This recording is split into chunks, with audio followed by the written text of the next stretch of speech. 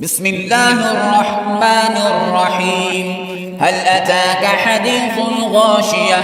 وجوه يومئذ خاشعة عاملة ناصبة تصلى نارا حامية تسقى من عين آنية ليس لهم طعام إلا من ضريع لا يسمن ولا يغني من جوع. وجوه يومئذ ناعمة لسعيها راضية في جنة عالية لا تسمع فيها لاغية فيها عين جارية فيها سرر مرفوعة وأكواب موضوعة ونمارق مصفوفة وزرابي مبثوثة.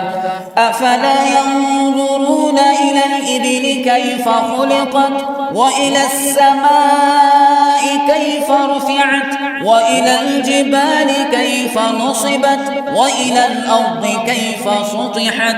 فذكر إنما أنت مذكر لست عليهم بمسيطر إلا من تولى وكفر فيعذبه الله العذاب الأكبر.